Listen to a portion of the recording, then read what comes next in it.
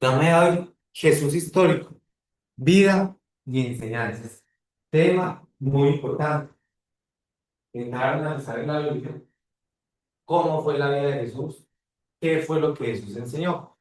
Y también Jesús como persona histórica, como persona que participó, que estuvo en nuestra historia, como seres humanos. Entonces entramos con estas preguntas. ¿Jesús realmente existió?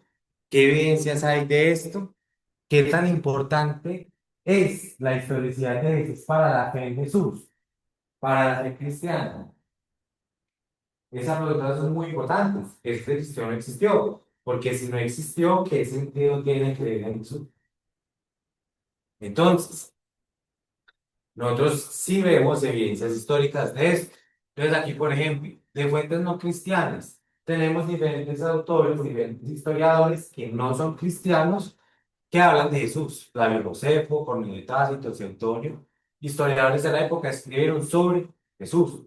Hay otro punto muy importante a favor de la historicidad de Jesús, que fue una persona que realmente existió, que es la abundancia de manuscritos que hablan sobre él. Los manuscritos del Nuevo Testamento. Existen más de 5.800 manuscritos griegos del Nuevo Testamento que documentan la vida y enseñanzas de Jesús, proporcionando una base sólida de evidencia histórica en comparación con otros textos antiguos y en comparación con otros personajes históricos. Es más fácil negar la existencia de Sócrates, negar la existencia de Aristóteles, negar la existencia de diferentes personajes históricos que la de Jesús. ¿Por qué? Por causa de la cantidad de manuscritos. Por otro lado, arqueológicamente, hay hallazgos arqueológicos que confirman el contexto geográfico cultural de los relatos del Nuevo Testamento. ¿Eso qué significa? Cuando uno va a tomar la Biblia, se va a decir, ah, Jesús fue a Capernaum, Jesús fue a Jerusalén, Pablo fue a tal lugar, Timoteo fue a tal lugar. Y cuando se va a comprobar si esos lugares existieron más de los lugares, se comprueba que realmente fueron lugares que sí existieron. Entonces hay una coherencia arqueológica, la cual es supremamente importante. También un punto importante para tener en cuenta. La mayoría de los ateos y escépticos académicos, la mayoría de los historiadores, aceptan la historicidad de Jesús. Aceptan que Jesús fue una persona que realmente existió. Nosotros tenemos aquí tres ejemplos. Entonces, Wagner, por ejemplo, historiador del Nuevo Testamento y agnóstico. Y aquí les dejo un video, por si lo quieren ver, de él por qué dice que Jesús existió. Él no es cristiano, él es escéptico, ¿sí? Pero él se afirma que Jesús realmente existió y aquí hay otros dos, por si los quieren investigar, entre muchos otros que afirman que Jesús realmente sí existió. Ahora, pregunta, ¿qué tan grande fue el impacto de Jesús sobre la historia de la humanidad? Tomás, Sí. pues yo pienso que fue tan grande el impacto que dividió la historia de la humanidad en dos. Bueno, es tan grande el impacto de Jesús en la historia que con sus enseñanzas dio inicio al cristianismo, que es una de las religiones más grandes sobre la faz de la tierra. Sí, claro. Con medio de las enseñanzas dio inicio Claro. a una religión que es de las principales en el mundo junto con el Islam, Claro, prácticamente. de no haber sido por Jesús, la religión sería el judaísmo u otras de aquella época. Otras de aquella época. Exactamente. Entonces, Jesús en la historia dejó una marca y una marca muy grande. Entonces, pregunta importante, ¿qué tendría que hacer una persona hoy para alcanzar un impacto tan grande? ¿Qué tendría que hacer? ¿Qué tendría que hacer yo, Tomás Hincapié, para que en el año 4050 yo sea recordado como Jesús es recordado hoy? Hasta el punto de que las personas creen que Jesús es el Hijo de Dios, que Él Pues, era un verdadero Mesías, un pues, verdadero profeta. ¿Qué tendría que hacer yo para tener un impacto tan grande sobre la humanidad? ¿Es posible o es imposible? pues una facilita, tendría que morir y resucitar. Tendría que morir y resucitar. Ese es un buen punto. Pero hoy, para que alguien haga un impacto tan grande como el de Jesús, No hay, no hay forma. Y también analizar que él no lo hizo por medio de armas, conquistando tierras, ni tal vez con inventos tecnológicos, sino es muy interesante analizar en qué forma y cómo fue que él impactó el mundo, que es lo que vamos a ver. Entonces, ¿qué impacto? Su figura ha perdurado por más de 2000 años. Hay personas que no han pasado ni 100, 150 años y ya se quedaron en el olvido, ya no saben quién es. Por ejemplo, mi tatarabuelo, yo no sé quién es, Claro. ya se perdió O nosotros la mismos, memoria. nosotros mismos, en 100 años nadie nos va a recordar. En 100 años, nadie. Tal vez habrán personas que van a ser recordadas, ¿cierto? Pero Jesús, más de 2000 años. Pero ojo, millones afirman haber transformado su vida por sus enseñanzas, por quien Él es, por lo que Él hizo. Sus mensajes de amor, perdón y misericordia trascendieron culturas y épocas. Sus enseñanzas sobre Dios, sus enseñanzas sobre el amor. Inspiró el surgimiento de instituciones educativas y humanitarias y lo continuando hoy es reconocido por generaciones como el Hijo de Dios, Salvador del mundo. ¿Qué tengo que hacer yo hoy, Tomás, hincapié para que en 2000 años las personas crean que yo soy el Salvador del mundo? No, yo no tengo cómo. No hay forma. Entonces, es muy interesante ver ese impacto. Y ahora, ¿qué es lo que vamos a hacer? Vamos a buscar responder esas preguntas importantes para entender las enseñanzas de Jesús y su vida. ¿Cómo era el mundo de Jesús? Cuando Él llegó, ¿cuál era el entorno de Él? ¿Cuál era el contexto de Él? El país, la ciudad. Eso es importante pensarlo. Nosotros nacemos, por ejemplo, los que nacieron aquí en Manizales, ¿cómo es el mundo para nosotros?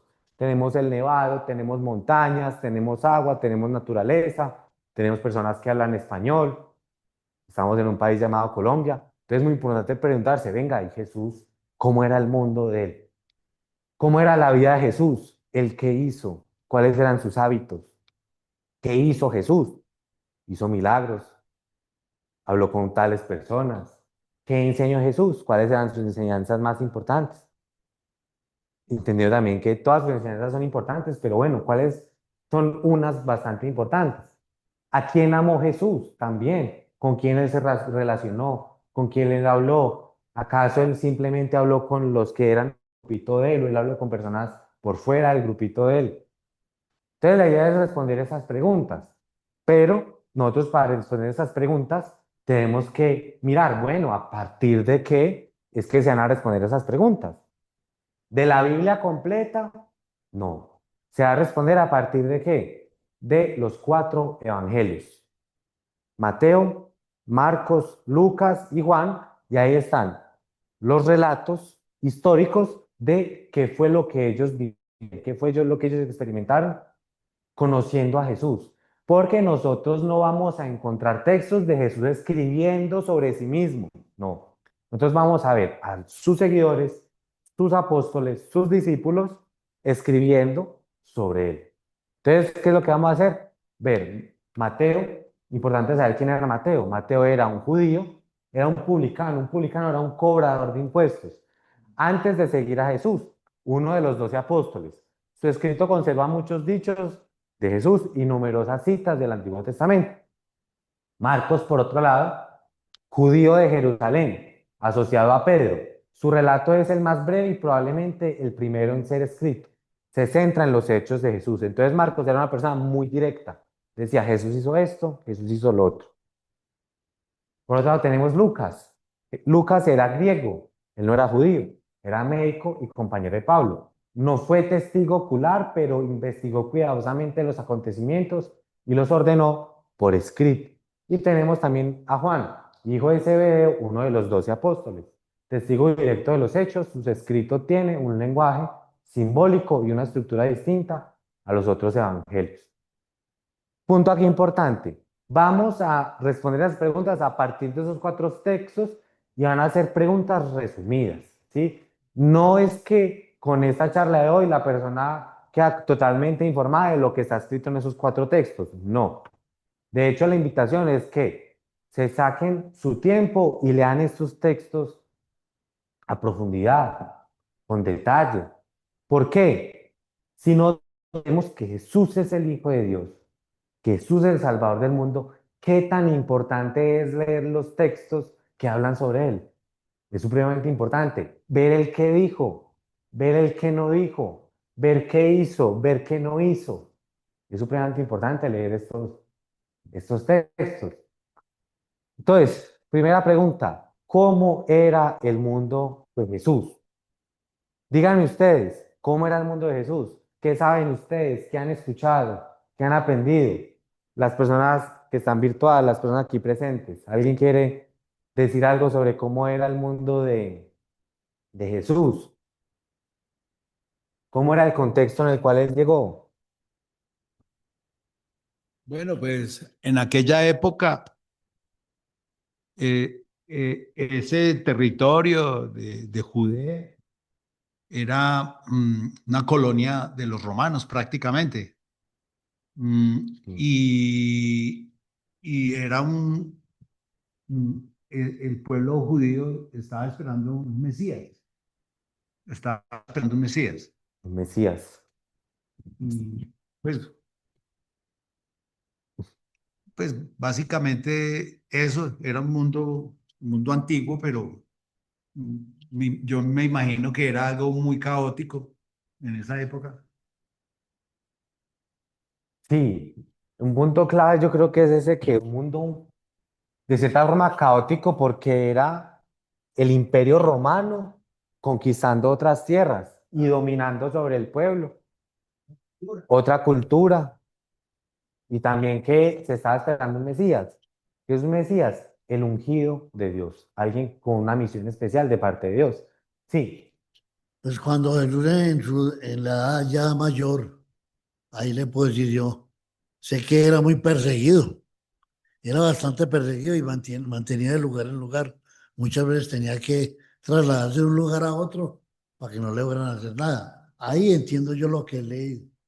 interesante eso, como que el mundo de Jesús no era solamente un lugar en específico, la misma ciudad, la misma calle, no, cambiaba de lugares, Cambiar de sí, lugar. interesante eso. mm, el pueblo judío esperaba un Mesías, pero esperaban un soberano, un guerrero que los liberara del yugo romano. Un Un conquistador, conquistador. un rey, Rey. Eso, rey. sí, muy bien. Eso nos da un muy buen contexto. Vamos a ver aquí un poquito más, aunque es prácticamente lo que ustedes dijeron. Jesús vive en Palestina, región al norte del mar Mediterráneo. Hoy corresponde a Israel, Palestina y Jordania. Esta región de acá, ese es el mapa antiguo, que fueron más o menos los lugares que él recorrió. Capernaum, Canaá, Samaria, Jerusalén. Y este sería el mapa actual, sería más o menos esta región de Jordania e Israel. ¿Listo? Entonces, vivió en ese lugar geográfico. Por otro lado, la región estaba bajo dominio del Imperio Romano, que imponía leyes, tributos que son los impuestos y presencia militar. Entonces, eran judíos, no eran romanos, pero estaban bajo el dominio de un pueblo de afuera que vino y conquistó. Aquí vemos un mapa que representa ese imperio romano. Esta zona roja son los lugares que ellos conquistaron.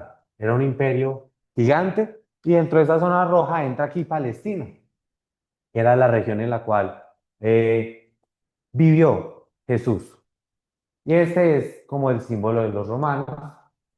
Y la población judía tenía un fuerte apego a la ley y al templo, con distintos grupos religiosos y sociales coexistiendo. Habían diferentes grupos sociales dentro del mismo judaísmo.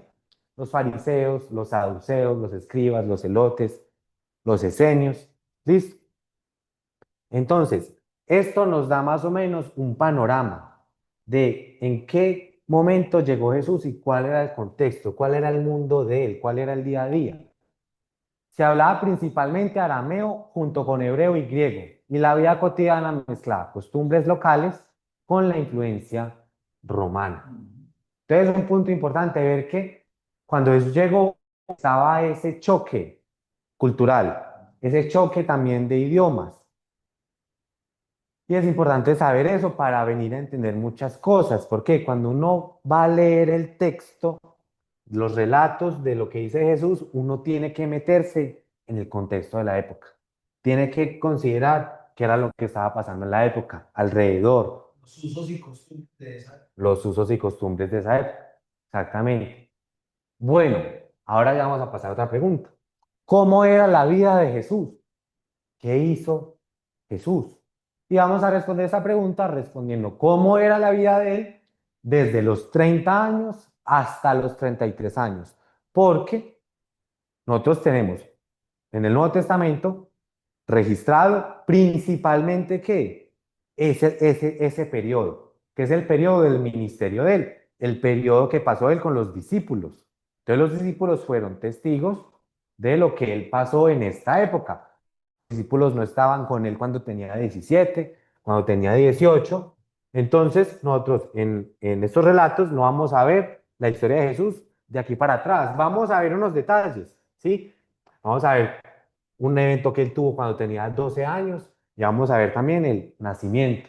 Pero realmente los 0 años y los 30 no se habla mucho. Se habla es principalmente de estos 3 años, que es lo que vamos a venir a estudiar el día de hoy, cómo era la vida de él en esos 3 años y qué fue lo que hizo. Entonces sería desde el comienzo de su ministerio, un poquito antesitos, hasta su muerte y su resurrección.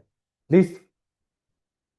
Entonces, punto importante, Jesús era un predicador que recorría ciudades y aldeas. Él era un predicador que no simplemente se quedaba en un lugar, él viajaba de lugar en lugar en lugar, muchas veces. Predicaba en un lugar, se volvía famoso y iba a otro lugar, y iba a otro lugar, porque la misión de él era llevar ¿qué? Un mensaje. Nosotros- y nosotros también vamos a ver algo que él era alguien que predicaba en las sinagogas. En las sinagogas son como, por decirlo así, las iglesias de hoy. Pero predicaba también ¿dónde? En la calle. Predicaba también ¿dónde? En las afueras de la ciudad. No era un predicador que se limitara a un espacio ni a una ciudad. Era un predicador que iba por diferentes espacios, por diferentes lugares, por diferentes ciudades. Y entonces así funcionó la vida de Jesús durante su ministerio. Y por eso también llegó a diferentes personas. Llegó a las personas que estaban en la sinagoga, las personas que estaban en las calles y las personas que estaban en las afueras de la ciudad. Mensaje principal, ¿qué era lo que predicaba? Él predicaba sobre el reino de Dios. Él predicaba sobre muchas cosas, sí, pero es uno de los mensajes más importantes y centrales de su ministerio. Y él predicaba así, el tiempo se ha cumplido y el reino de Dios se ha acercado. Arrepiéntanse y crean en el Evangelio. Entonces él llega en medio de un pueblo alejado de los caminos de Dios, con el corazón lejos de Dios, los mismos líderes religiosos alejados de Dios. Y él vino a predicar ¿qué? Arrepiéntanse, vuelvan, cambien de corazón, vuelvan a Dios y crean en el Evangelio, porque él decía así, el reino de Dios se ha acercado. ¿Y eso qué quiere decir? Él no estaba diciendo que iba a llegar un reino militar a gobernar en Roma. Él estaba hablando de un reino espiritual que se había acercado, que es que el gobierno de Dios gobernando en el corazón de cada persona. Cada persona teniendo a Dios en su corazón, Dios siendo el rey de las personas. Entonces él dijo eso, que el reino de Dios se ha acercado y que era hora de que las personas volvieran a Dios, que entraran en ese reino, que se arrepintieran.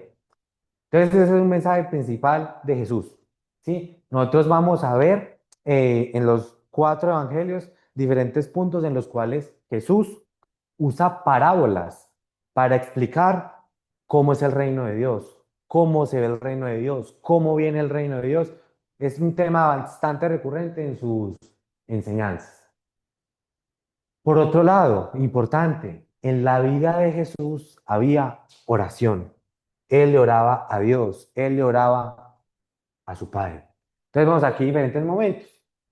Él oraba antes del amanecer o en la noche, buscando comunión con Dios. Él también oraba en lugares solitarios o desiertos, tras milagros o sanaciones. Una persona que oraba y sacaba su espacio especial para orar. Sacaba su momento, podía estar con sus discípulos, pero se apartaba a solas y comenzaba a orar, a hablar con Dios, a pedir, a agradecer, a alabar a Dios. Por otro lado, él oraba en montes antes de enseñar también y hacía oraciones especiales por sus discípulos y por los creyentes. Importante también saber es este dato sobre la vida de Jesús, que él era un hombre de oración. Otro detalle sobre la vida de Jesús, él tenía una vida milagrosa y sobrenatural. Eso es lo que nos registran las personas que lo conocieron.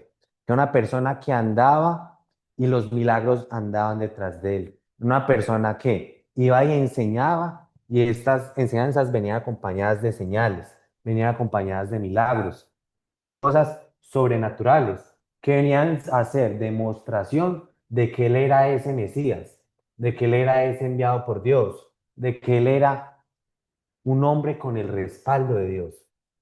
Entonces, vemos, por ejemplo, sanando a leprosos, sanando a personas, a una mujer con un flujo de sangre. Vemos también otro punto sobrenatural, Jesús expulsando demonios.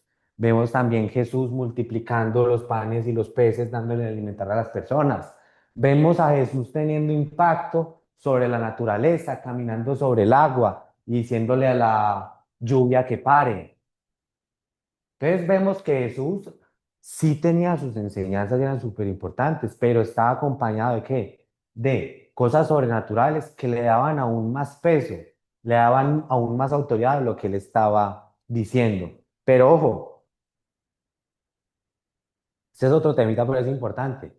Habían personas que lo seguían, eso lo van a ver en Juan 6 principalmente, Juan capítulo 6, que lo seguían a él por sus milagros.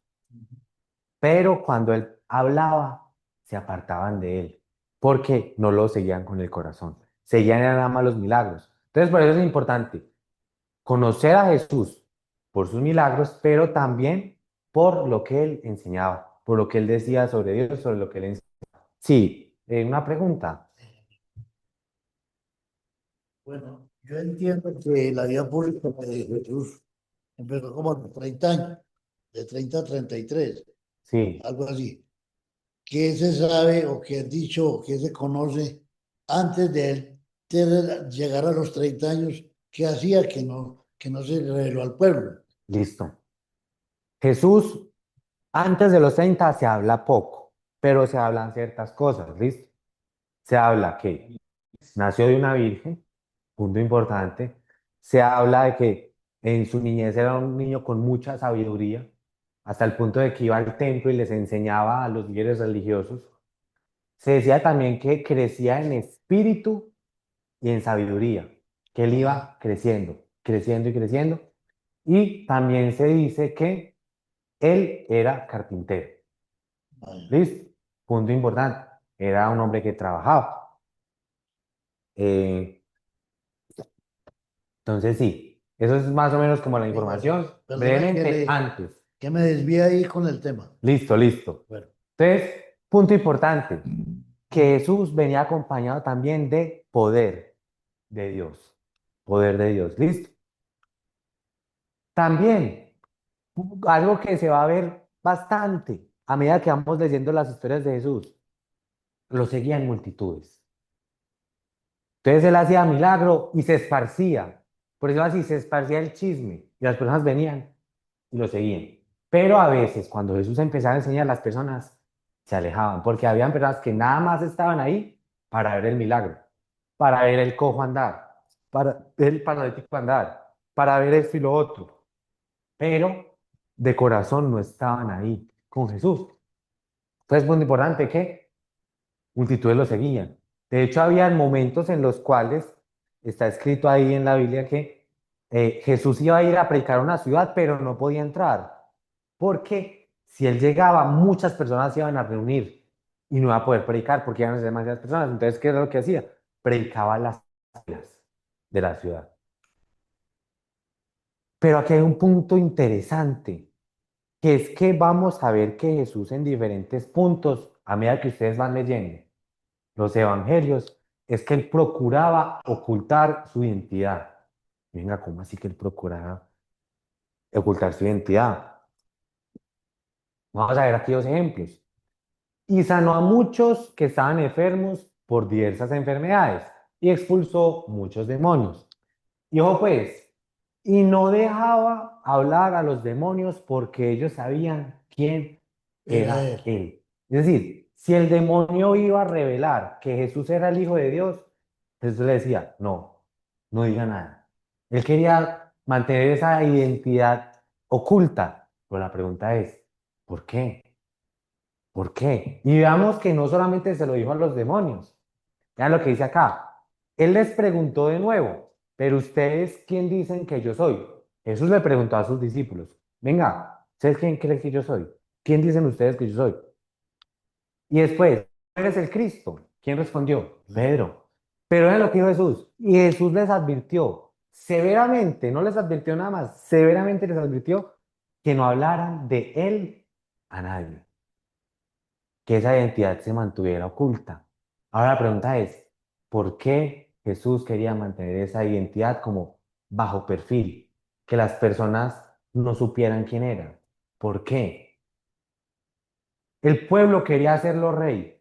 La gente entonces, al ver la señal que Jesús había hecho, hizo un milagro. Verdaderamente este es el profeta que había de venir al mundo. Por lo que Jesús, dándose cuenta de que iban a venir y por la fuerza hacerle rey, se retiró él solo otra vez al monte. Entonces, las personas que estaban esperando un rey que lo sacara del gobierno de Roma, estaban esperando un rey de los judíos que tomara la ficha, que tomara, por decirlo así, el gobierno, el mando y los liderara. Vieron a Jesús haciendo milagros y dijeron, este aquí es nuestro rey. Pero Jesús no venía aquí a gobernar como nosotros gobernamos. Jesús no venía aquí a tomar poder, a conquistar ciudades. Ese no era el tipo de reino que él estaba instaurando, como él está diciendo ahorita. Él quería colocar el reino de Dios en nuestros corazones. Que Dios gobernara nuestros corazones. Pero él no venía aquí a hacerse rey y a tomar y conquistar el imperio romano, no, de ninguna forma. Ese era el propósito de él. Y aquí hay otro punto clave. Esta es una teoría a la luz del contexto histórico de él por qué no quería revelar la identidad. Y era, ¿por qué Jesús quería mantener oculta su identidad? Tal vez por esto, para evitar malentendidos políticos. ¿Por qué? En la época habían dos grupos judíos que ellos eran opositores muy fuertes del Imperio Romano, que eran los celotes, eran judíos que luchaban contra Roma, querían un Mesías político y militar. Y Jesús no venía a ser un Mesías político y militar. ¿Qué tal? Él estaba antes enseñando a amar que el enemigo, a bendecir al que lo persigue. Y habían otros que eran más radicales que los celotes, que eran los sicarios. Era una facción radical de los celotes. Asesinaban con puñales a romanos y colaboradores. Se llamaban los sicarios. No lo he analizado, pero probablemente de allí viene la expresión que nosotros conocemos hoy de un sicario. Un sicario. ¿Listo? Entonces, ¿qué es lo que pasa? Jesús mantiene su identidad oculta para que estas personas no busquen hacerlo a él ese rey que ellos estaban esperando. Hablamos un poco de la oración, que también que él era una persona que oraba, que lo acompañaba en milagros, que era una persona también que lo seguían muchas personas, que también de cierta forma ocultaba su identidad, también que era un predicador que iba de ciudad en ciudad, en diferentes lugares, en las sinagogas, en las calles. También hablamos de Jesús que él enseñaba del reino de Dios. ¿Qué enseñó Jesús? Y antes de responder, quiero escucharlos. ¿Qué saben ustedes? ¿Qué les han dicho que Jesús enseñó? ¿Qué hacía parte de la enseñanza de Jesús? Él sobre qué tema enseñaba. ¿Qué decía? ¿De qué enseñó él? Aquella persona que impactó, está impactando e impactará a nuestra humanidad durante más de 2000 años. ¿Qué enseñó? ¿Qué fue lo que dijo? ¿Qué fue lo que salió de su boca? Jesús enseñó amor, perdón y enseñó sobre el reino y la salvación. Reino, salvación, amor y perdón. ¿De qué más enseñó Jesús? Lo primero que dice la palabra que enseñó Jesús fue el arrepentimiento. Dice que cuando empezó su ministerio, lo primero que dijo fue arrepentidos que el reino de los cielos se ha acercado. Estaba Señal. llamando a un pueblo que estaba alejado de Dios a volver a Dios, sí. Clave ese, Freddy. ¿Qué más? ¿Qué más? ¿De qué otros temas habló Jesús?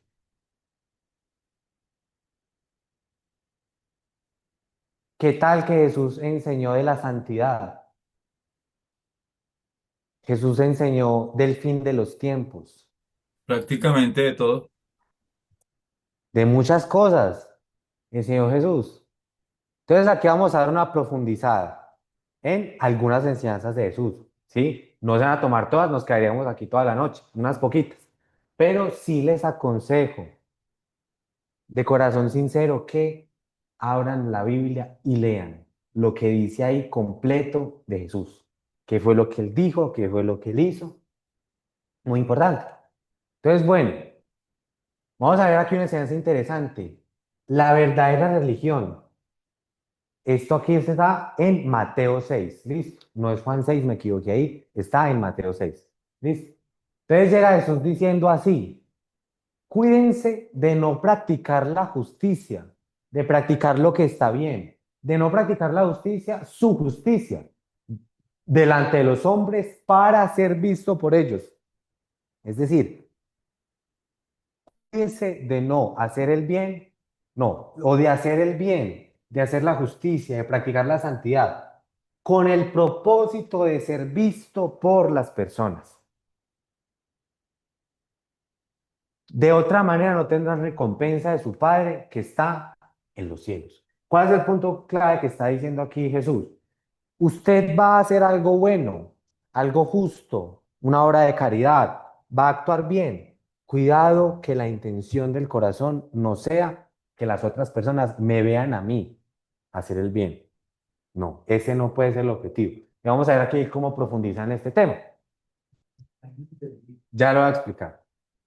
La limosna. No, las personas se pueden dar cuenta, pero el problema es cuando el objetivo es que me vean. Yo lo hago para que me vean. Yo lo hago para aparentar. Por eso, cuando des limosna, no toques trompeta delante de ti, como hacen los hipócritas en las sinagogas y en las calles, para ser alabados por los hombres. Es decir, personas daban limosna a las personas que necesitaban, pero lo hacían con el propósito de que las otras personas los vieran. No lo hacían por querer ayudar, no lo hacían por el amor al prójimo, lo hacían con cuál intención, el propósito de que los vieran, hacer cosas buenas. En verdad les digo que ya han recibido su recompensa, pero tú, cuando es limosna, que no sepa tu mano izquierda lo que hace tu derecha, para que tu limosna sea en secreto. Y tu Padre, que ve en lo secreto, te recompensará. Voy a dar un ejemplo que yo ya viví.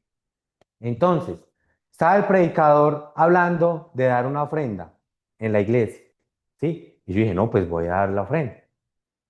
Listo, envié la ofrenda y después dijo, todos los que dieron la ofrenda, pónganse de pie y vengan al frente, porque voy a orar por ustedes. Entonces, ¿cuál es el punto ahí clave?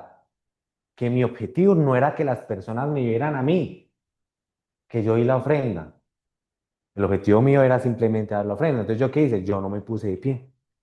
¿Por qué? Porque el objetivo no era que las personas me vieran, en este caso dando limosna, ¿no? El objetivo era ayudar. Entonces, vemos esto que también toca este tema a la luz de la oración. Cuando ustedes oren, no sean como los hipócritas, porque a ellos les gusta ponerse en pie y orar en las sinagogas y en las esquinas de las calles para ser vistos por los hombres. ¿Acaso el objetivo de la oración es que me vean a mí orar? No. El objetivo de la oración es yo hablar con Dios. El objetivo de la oración no es que las personas me vean orar. Y vean lo que dice Jesús, en verdad les digo que ya han recibido su recompensa, pero tú cuando ores, entra en tu aposento y cuando hayas cerrado la puerta, ora a tu Padre que está en secreto y tu Padre que ve en lo secreto, te recompensará. Entonces, si una persona está orando en las calles o se va a orar en una iglesia y el objetivo es que la vean orar, ahí hay un problema en el corazón. El objetivo no puede ser visto. El objetivo es ¿qué? Es orar en el secreto con el Padre. Ah, no, que es que yo voy a mi casa, cierro la puerta, empiezo a orar y pongo mi celular para que me grabe orando y subo a redes sociales que estoy orando para que la gente vea que soy orador. No, allá se pierde el propósito. Allá se pierde el propósito. Entonces vean que es interesante que hace parte de las enseñanzas de Jesús, que Él está invitando a esa práctica de la religión genuina, no una práctica de la religión con el objetivo de que los otros me vean, con el objetivo de que yo aparente ser bueno delante de las otras personas, sino algo genuino, algo real. Vemos también que lo toca con el tema del ayuno, dice así, y cuando ayunen, no pongan cara triste como los hipócritas, porque ellos desfiguran su rostro para mostrar a los hombres que están ayunando. No, es que hice un ayuno de un día y estoy orando por eso y por eso y por eso. Y voy y publico por aquí que estoy ayunando y mejor dicho, le digo a la gente que estoy muy débil y me pongo pálido. No, ese no es el objetivo. En verdad les digo que ya han recibido su recompensa. Pero tú, cuando ayunes, unge tu cabeza, por eso así, como que vístase bien, organícese, compóngase y lava tu rostro para no hacer ver a los hombres que ayunas, sino a tu Padre que está en secreto. Y tu Padre que ve en lo secreto te recompensará. Ese es un punto clave ahí también, que Jesús también está invitando como a esa discreción. Venga, usted va a hacer una buena obra. ¿La está haciendo por qué? ¿Para que lo vean o lo está haciendo de corazón? Entonces, algo interesante. No quiere decir que a uno no lo puedan ver hacer cosas buenas, no, sí se puede, pero el problema es cuando la intención del corazón es que lo vean a uno, que uno aparente esa, por decirlo así, como esa religiosidad, esa santidad, esa práctica de la justicia. Entonces, bueno, otro punto importante, Jesús le enseñó a los maestros judíos de la época. Él era maestro del pueblo, pero también él actuó como maestro delante de quién? Dentro de hacia los mismos maestros judíos que se decían ser muy conocedores de sagrados. Entonces, vemos aquí un ejemplo, que es el caso de Mateo 23. De Mateo 23, todo el capítulo es él dirigiéndose a ellos. Casi todo el capítulo. Y vamos a ver ciertas cosas que él les dijo en enseñanza. Porque atan cargas pesadas y difíciles de llevar y las ponen sobre los hombros de los hombres, pero ellos ni con un dedo quieren moverlas. Antes hacen todas sus obras para ser vistos por los hombres. Es decir, la clase religiosa de la época, en gran parte, eran personas que hacían las cosas para ellos ser vistos por los demás. Y aparte de eso, ponían los otros a trabajar y ellos no querían servir, ellos no querían ayudar. Y después dice más adelante en el versículo 3, mas hay de vosotros escribas y fariseos hipócritas, porque cerráis el reino de los cielos delante de los hombres, pues ni entráis vosotros, ni dejáis entrar a los que están entrando. Entonces, en cuanto al tema del reino de Dios, lo que le dice Jesús a ellos es que ellos, en la forma en la cual estaban practicando, enseñando al pueblo, viviendo, ellos no estaban abriendo las puertas para que otros entraran y ellos mismos no estaban entrando. Imagínense eso. Ni entran a los que puedo ayudarles a entrar y tampoco entro yo. Hay un problema muy grave. Y aquí me gusta usar un paralelo. ¿Recuerdan qué sucedió? ¿Por qué fue que Colombia no fue al Mundial de Qatar 2022? ¿Contra quién perdió Colombia? Colombia perdió contra Perú. Y después Perú fue y jugó el repechaje contra Australia y perdió. Entonces Perú no dejó entrar a Colombia y Perú no entró. Entonces, ¿cuál es el punto ahí? Así eran los fariseos. Ellos no entraban y no dejaron entrar a qué? A los otros. Entonces esa era la actitud. Ni comen ni prestan. Exactamente. Entonces, continuamos aquí con cosas que Jesús les dijo. Hay de vosotros, escribas y fariseos, hipócritas. ¿Por qué hipócritas? Porque ellos aparentaban ser de Dios, aparentaban ser religiosos, aparentaban ser muy justos, pero en el fondo no era eso. Entonces, porque diezmáis la menta, el eneldo y el comino, y dejáis lo más importante de la ley, la justicia, la misericordia y la fe. Ellos estaban cumpliendo con el diezmo, estaban cumpliendo con algo superficial, pero en cuanto al corazón, que es de donde sale la misericordia, del corazón, que es de donde sale la justicia, de donde sale la fe, no, el corazón estaba lejos de Dios. Simplemente tenían una superficialidad religiosa y Jesús lo que estaba enseñando era ¿qué? Algo interior y verdadero, algo de corazón, exacto, que no fuera apariencia, sino que fuera una realidad. Y eso es lo que estaban haciendo los líderes religiosos judíos de la época. Entonces Jesús llega y les enseña, llega y los corrige. Entonces, hay de vosotros, escribas y fariseos hipócritas, porque sois semejantes a sepulcros blanqueados, que por fuera, a la verdad, se muestran hermosos, mas por dentro están llenos de huesos, de muertos y de toda inmundicia. Entonces Jesús fue muy directo con ellos, les dijo la verdad, pero ¿cuál es el punto? Que el hecho de que Jesús les haya dicho la verdad es una demostración de amor. ¿Por qué? Imagínense estos hombres en este estado, apartados de Dios, y que Jesús les diga, ustedes lo están haciendo todo muy bien. Eso no sería amor, les estaría mintiendo.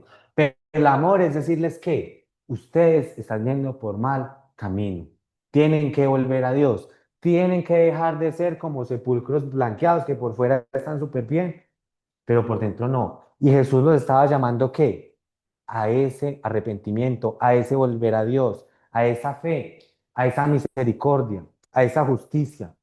Jesús lo estaba llamando y vemos aquí donde se muestra que sí había amor hacia ellos también, en un punto en el cual hay cierta compasión hacia ellos más adelante en el capítulo, aquí en esta parte, en el versículo 37. Y dice así, Jerusalén, Jerusalén, que matas a los profetas y apedreas a los que te son enviados. ¿Cuántas veces quise juntar a tus hijos como la gallina junta sus polluelos debajo de las alas y no quisisteis? Entonces muestra ese deseo de parte de Dios para que estas personas se juntaran a Dios como una gallina, que Dios es la gallina y entonces ellos serían los polluelos. Pero, ¿cuál es el punto clave? Y hay, aquí detrás de las palabras hay como un lamento. Y no quisiste, no quisiste. Entonces, Jesús, cuando llegó en el contexto histórico, se encontró con una clase religiosa y él también interactuó con ellos y les habló y les dijo. Y vamos a ver, y después se ve más adelante, en Hechos 2, en Hechos 3, que parte de estos fariseos vinieron a tener fe y volvieron a Dios. Pregunta importante, ¿cómo enseñaba Jesús? ¿Qué creen ustedes? ¿Cómo es que él enseñaba? ¿Cuál era el estilo de él? ¿Qué lo caracterizaba? ¿Cómo enseñaba Jesús? ¿Alguien quiere participar de esa pregunta? ¿Cómo enseñaba Jesús? Freddy, Eh, la mayoría de situaciones por medio de parábolas y por por otros medio de medios, parábolas. sí, y por otros medios como le enseñó al joven rico, con una pregunta hacia otra pregunta y les hacía caer en cuenta de la falla que tenían. Como este joven Muy rico interesante. como el joven rico que le preguntó que él cumplía todos los mandamientos, que qué más tenía que hacer. Entonces el Señor, conociendo su corazón avaro y que tenía su corazón en la riqueza, le dijo, no vaya, venda todo eso, délo a los pobres y sígame. Entonces él se entristeció y dijo, no, no, no puedo hacer eso. Entonces él Sí, enseñaba por medio de todas esas cosas a la demás gente, a quien, donde tenía el corazón verdaderamente el joven rico. sí, es muy interesante resaltar que Jesús tenía un don muy especial para discernir el corazón de aquellos con los que hablaba y las preguntas que planteaba. Muy interesante eso. ¿Alguien quiere agregar algo más de cómo enseñaba Jesús? ¿Cómo enseñaba Jesús? Y sí, parábolas. Pero antes de venir a explicar una parábola, hay que preguntarnos, venga, ¿qué es una parábola? ¿Qué es una parábola? Una parábola es una historia breve y sencilla. No es así súper compleja, no, es breve y sencilla. Que usa situaciones de la vida cotidiana para enseñar una verdad espiritual o moral. Es como hacer un paralelismo entre la verdad espiritual que quiero explicar y una historia, ¿sí? De la vida cotidiana. Es algo muy útil. Nosotros hoy en día para comunicar cosas podemos usar parábolas y ayuda mucho para la comunicación, para darnos a entender qué es lo que queremos decir. Y muchas veces es importante que cuando se dice una parábola se explique para que ésta pueda ser entendible. En otros casos hay parábolas fáciles de entender. Entonces aquí vamos a ver una parábola, ¿sí? Les digo, aquí se va a explicar una, pero Jesús usa muchas parábolas. ¿Listo? Es muy bueno leerlas, analizarlas, aprender qué era lo que él quería comunicar, cuál era esa verdad espiritual que quería decir, cuál era esa verdad moral que él quería compartir. Vamos a ver aquí una. Está en Marcos 2. Entonces Jesús comenzó a hablarles en parábolas. Un hombre plantó una viña y la cercó con un muro, cavó un estanque debajo del lagar y edificó una torre y arrendó a labradores y se fue de viaje. Sencillo, una viña, la compró, edificó, esto, lo otro, se la alquiló a labradores y se fue de viaje. Hasta ahora, ¿qué elementos tenemos? El dueño de la viña, los labradores y la viña. Esos son como los elementos de la historia. Continúa así. Al tiempo de la vendimia, que es la cosecha, envió a un siervo. ¿Quién? El dueño. Estaba de viaje y envió a un siervo. A los labradores para recibir de los labradores su parte de los frutos de la viña. Pero ellos, echándole mano, lo golpearon y lo enviaron con las manos vacías. Entonces, el dueño mandó a la viña a alguien para tomar el fruto. ¿Y qué fue lo que hicieron ellos? Lo golpearon. Listo. Entonces, después el dueño de la viña, ¿qué hizo? De nuevo les mandó otro siervo. Y a él lo hirieron y en la cabeza lo trataron vergonzosamente.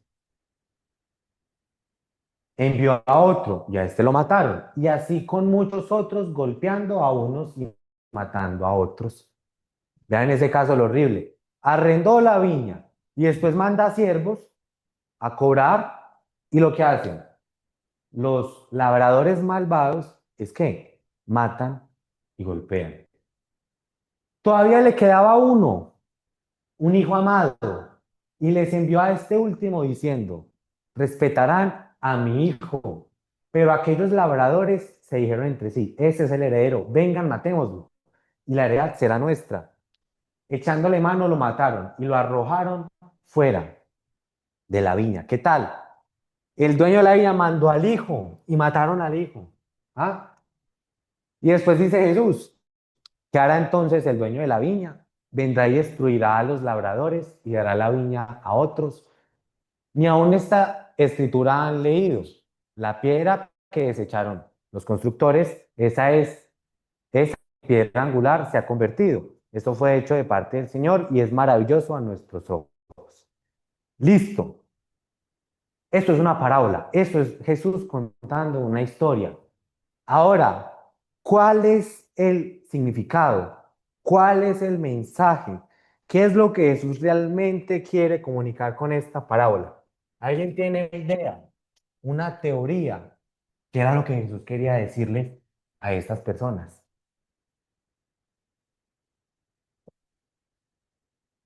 ¿Cuál es el mensaje oculto?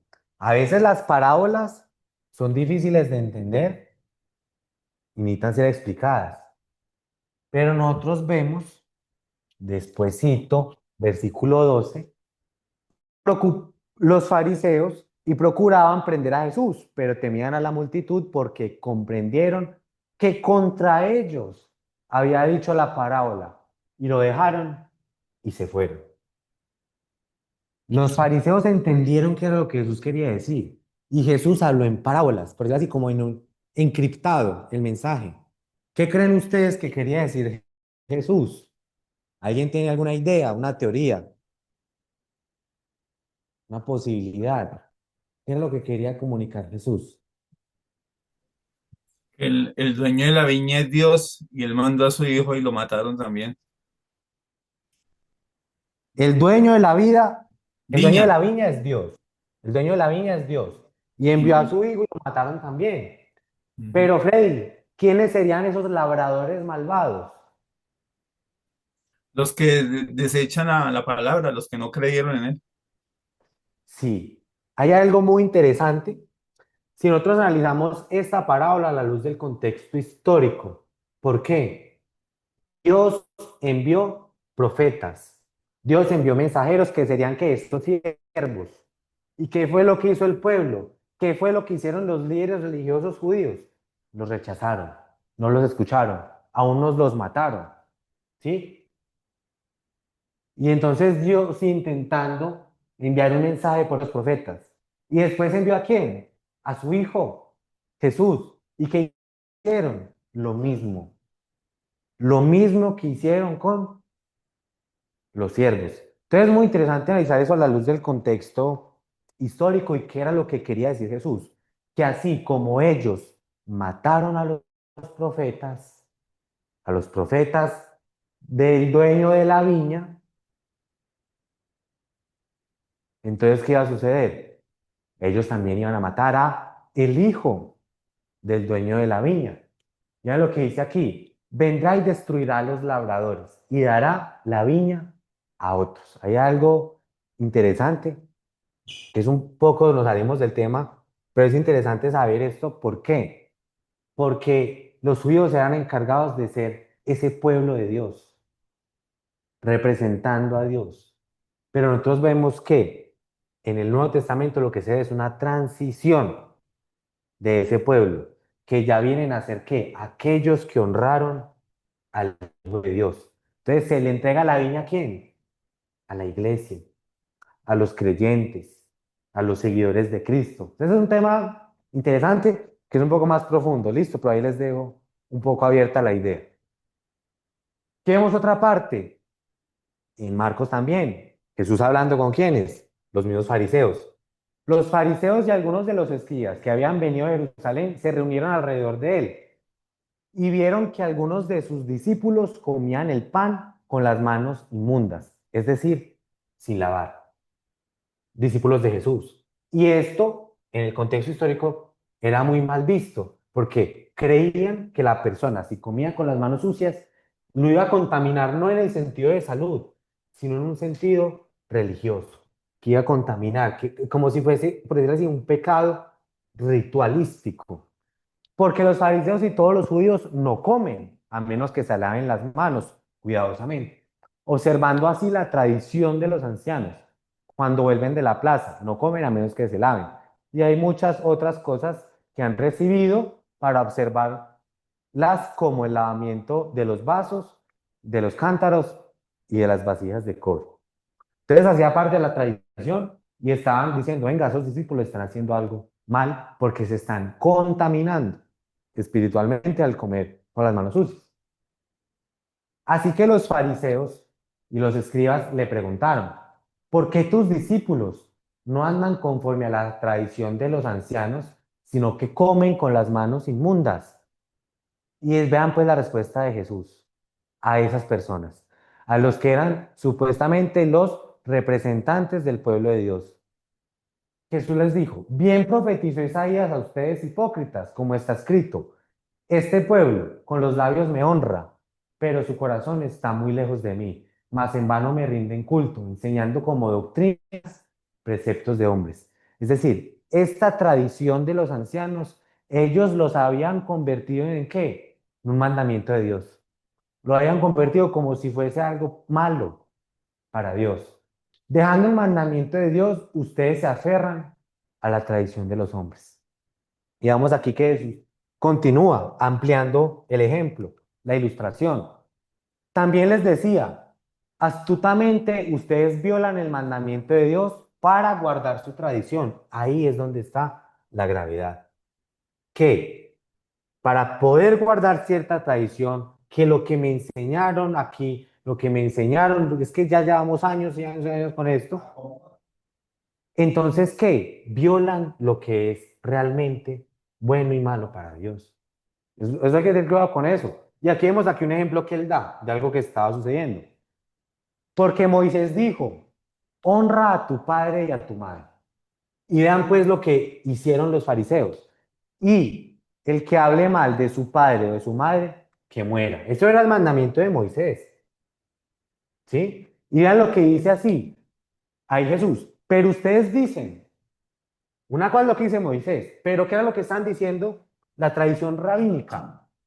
Si un hombre dice al padre o a la madre, cualquier cosa mía con que puedas beneficiarte es corbán, es decir, ofrenda a Dios. Ya no le dejan hacer nada en favor de su padre o de su madre, invalidando así la palabra de Dios por la tradición de ustedes, la cual han transmitido y hacen muchas cosas. Entonces, voy a explicarlo aquí brevemente en palabras más coloquiales. El mandamiento era honrar a madre y padre.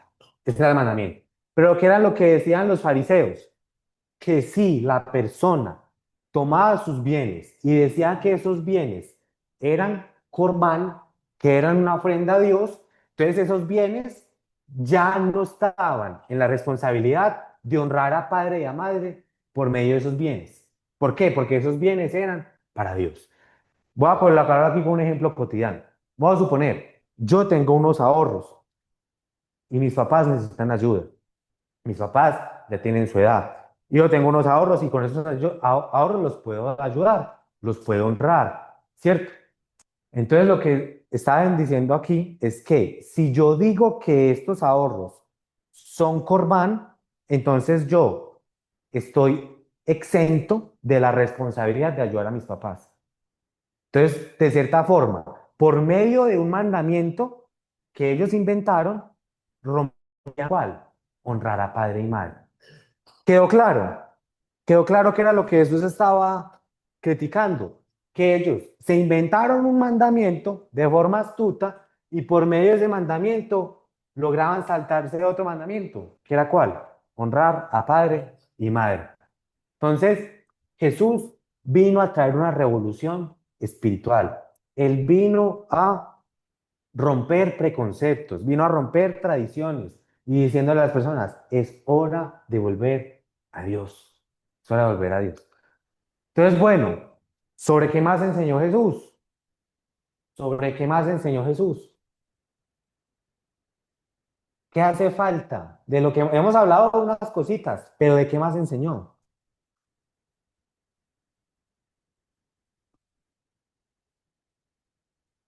¿De qué más enseñó que no hemos mencionado aquí todavía, que es muy importante? Vida eterna.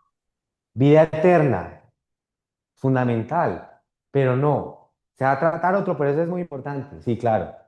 ¿Sobre qué más enseñó que aún no hemos hablado, no hemos profundizado? El amor. Dígalo aquí, para que escuchen. Enseñó, ¿qué más enseñó? Enseñó el amor que debe existir. Jesús enseñó del amor. Y es importante que hoy toquemos ese tema. Venga, ¿qué dijo Jesús del amor? Aquí, Jesús enseñó de un amor radical. Vean lo que dice. Oísteis que fue dicho, amarás a tu prójimo y aborrecerás a tu enemigo. Jesús aquí le está hablando a judíos y le está diciendo, vean, ustedes escucharon esto, amarás a tu prójimo y aborrecerás a tu enemigo. ¿Quién dijo eso? ¿Quién les dijo eso a los judíos? Ese fue un mandamiento nuevo que impartió Cristo. No, no, no, no, no. No, no. ¿Quién dijo el segundo renglón, Freddy? ¿Quién dijo ese segundo renglón? Pues en el Antiguo Testamento, pero no fue Moisés. Eso no lo dijo Moisés. Eso no está en el Antiguo Testamento. Ojo, Sí. eso hace parte de la tradición rabínica, de la tradición de los judíos. Vean, se le empieza a agregar ¿qué? Mandamientos que no son de Dios. Ah, sí. Pero yo os digo, entonces Jesús dice, vean, a ustedes les dijeron esto, pero yo les digo que amad a vuestros enemigos, bendecid a los que os maldicen, haced bien a los que os aborrecen. Imagínense un sicario de la época. Sabemos que los sicarios estaban en contra del Imperio Romano y los mataban, escuchando esas palabras de Jesús. Venga, ¿cómo así? Porque ellos odiaban a sus enemigos y los mataban. Pero Jesús dice, no, amen a sus enemigos y orad por los que os ultrajan y os persiguen, para que seáis hijos de vuestro Padre que está en los cielos, que hace salir su sol sobre malos y buenos, y que hace llover sobre justos e injustos. Vean esa enseñanza tan impactante de Jesús. Jesús aquí está diciendo, vea, Dios hace que la lluvia caiga sobre el bueno y sobre el malo, que el sol salga sobre el bueno y sobre el malo. Sean ustedes como Dios, que aman al amigo y al enemigo. Entonces, esta es una enseñanza muy radical de Jesús. Y yo les digo, esa enseñanza no es sencilla de vivir. Esa enseñanza no es sencilla de aplicar. Nosotros a veces tendemos ¿a qué? A odiar al enemigo, a maldecir al enemigo. Pero eso está diciendo no, al enemigo, bendígalo. Esa persona es una persona, es una vida. Esa persona es importante para Dios. Dios quiere la salvación de esa persona. Ámelo. Vean esta enseñanza lo radical. Y dice así después, porque si amáis a los que os aman, ¿qué recompensa tendréis? Si yo nada más amo al que me trata bien, nada más amo al que me hace el favor, nada más amo al que es mi amigo, ¿qué recompensa tengo? ¿No hacen también lo mismo los recaudadores de impuestos? Y si saludáis a vuestros hermanos solamente, ¿qué hacéis de más? ¿No hacen también así los gentiles? Dice así, sed pues vosotros perfectos, como vuestro Padre que está en los cielos es perfecto. Entonces, esas son las enseñanzas más radicales y más importantes de Jesús, donde nos muestra un amor que debemos dar a las personas, independientemente si son buenas con nosotros o son malas con nosotros. Ahora bien, otro punto importante de las enseñanzas de Jesús. Jesús, él mismo, como un reflejo del Padre. Y eso es algo que vamos a ver principalmente en el Evangelio de Juan. ¿Sí? Entonces vean lo que dice aquí, impresionante. De cierto les digo, el Hijo no puede hacer nada por sí mismo, sino lo que ve hacer al Padre. Porque todo lo que hace el Padre, eso también hace el Hijo. Es decir, lo que hace el Padre, lo hace el Hijo. Y después, en otro, más adelante, capítulo 12, Jesús clamó y dijo, el que cree en mí, no cree en mí, sino en el que me envió. Y el que me ve al que me envió. Entonces vean eso es lo interesante. Aquí el que lo envió es ¿quién? Dios, el Padre. Lo envió, ¿sí? Y está diciendo, el que me ve a mí está viendo al que me envió.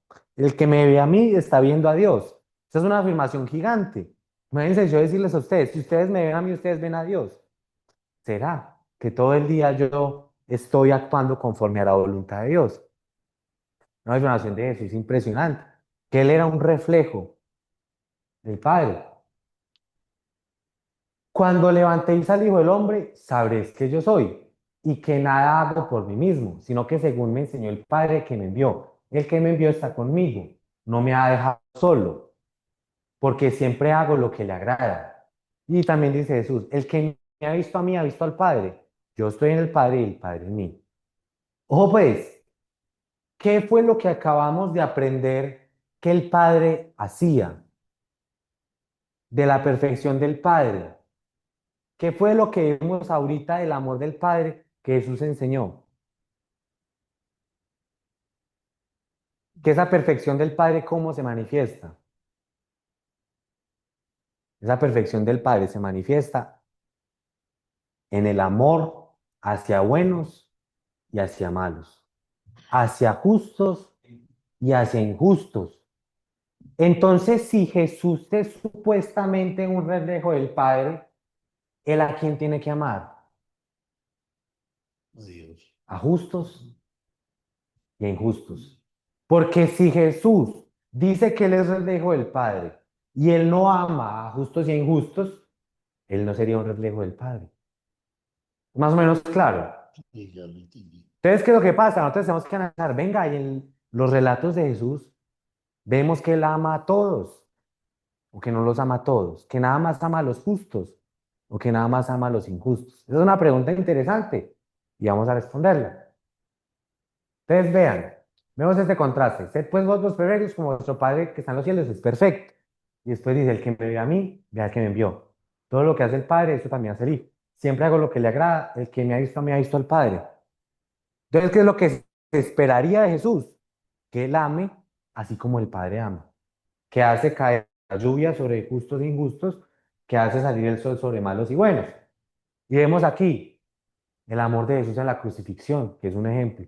Y cuando llegaron al lugar llamado de la calavera, le crucificaron allí y a los malhechores, uno a la derecha y otro a la izquierda, y Jesús decía, Padre, perdónalos porque no saben lo que hacen.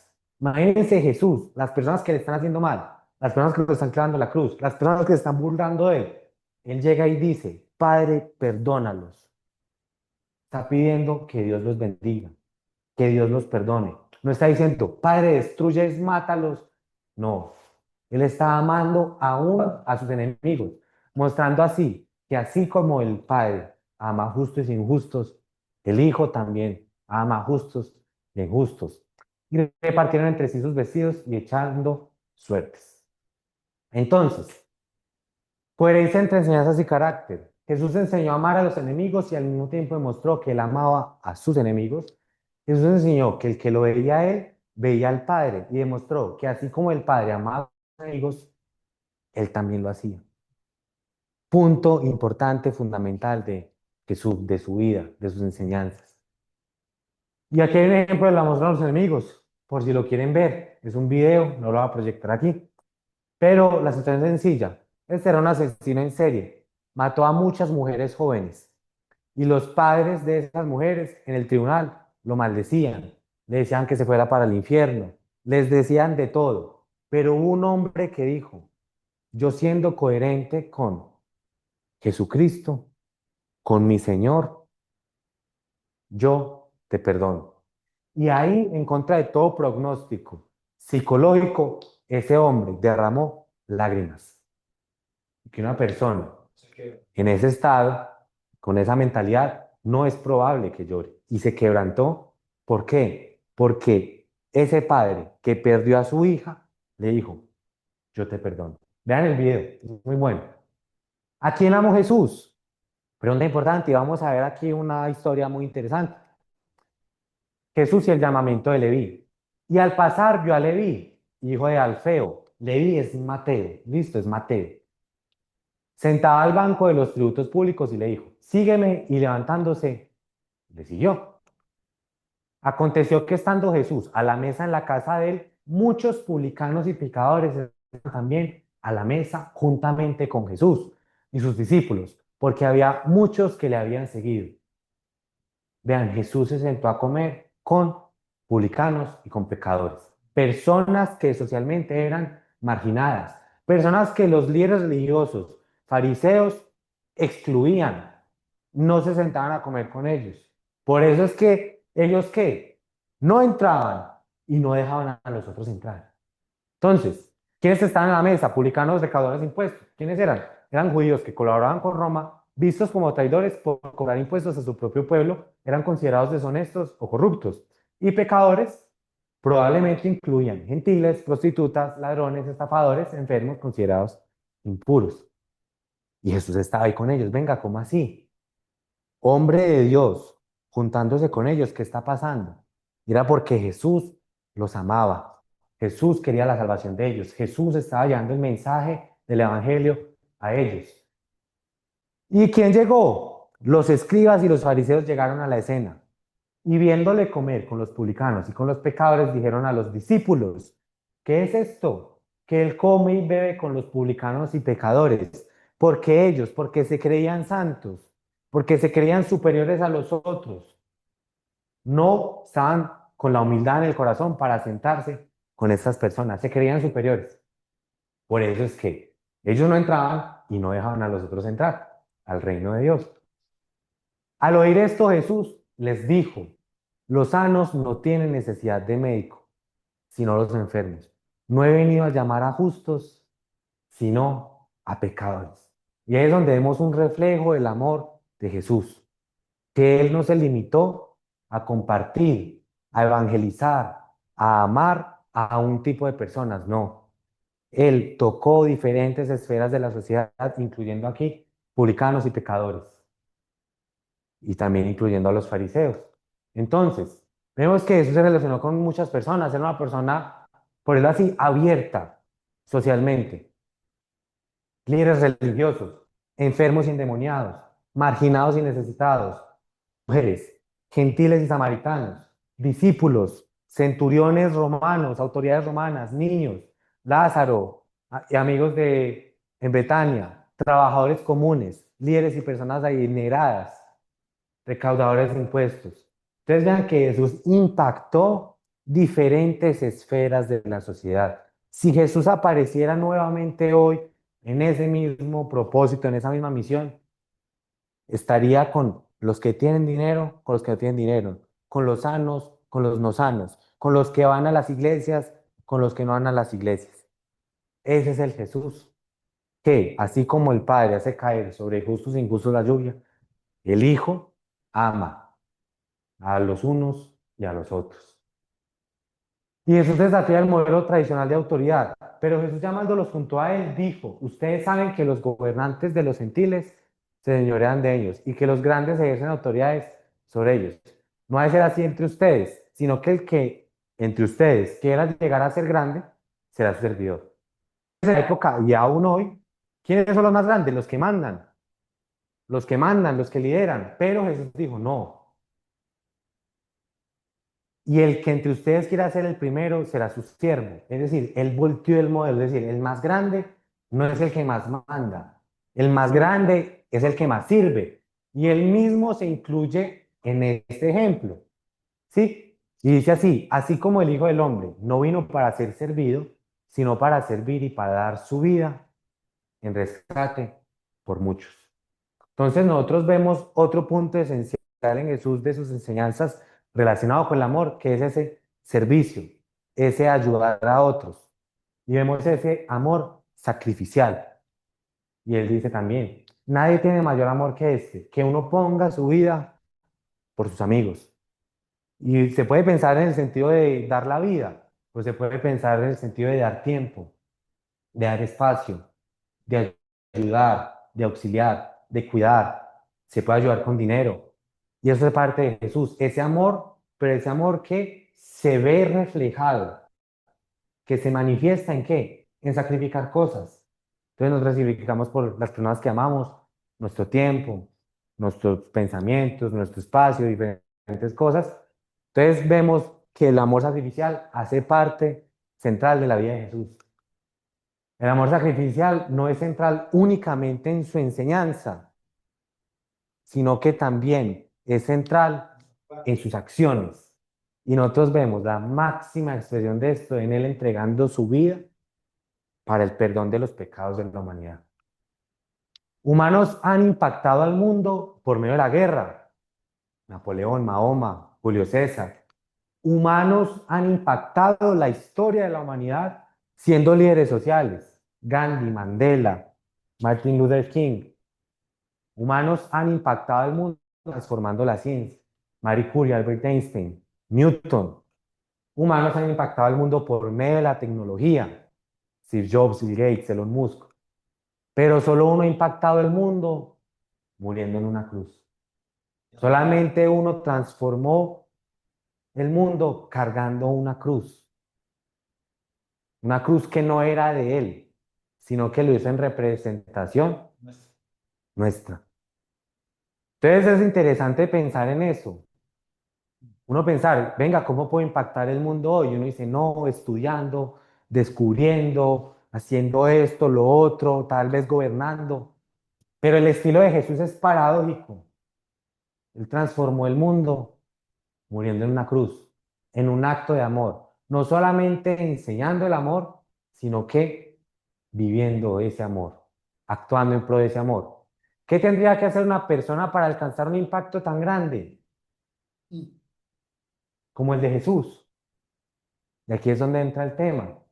Su impacto histórico no se debe únicamente a su muerte, porque si Jesús hubiese simplemente muerto, sería como uno más de aquellos miles que murieron bajo la cruz romana. Pero lo que realmente hizo que él impactara el mundo no fue algo que él hizo, sino algo que Dios hizo. Se debe al hecho de que Dios lo resucitó. Fue el hecho de que Dios lo resucitara que causó que eso impactara y dividiera la historia de la humanidad en dos. Y por eso, de la resurrección, la predicación de los apóstoles, en este caso Pedro, es que dice así: a este Jesús resucitó Dios, de lo cual todos nosotros somos testigos. Entonces esa fue la charla de hoy. Muy bien. Jesús histórico, vida y enseñanza. Muchas gracias. Muy bien.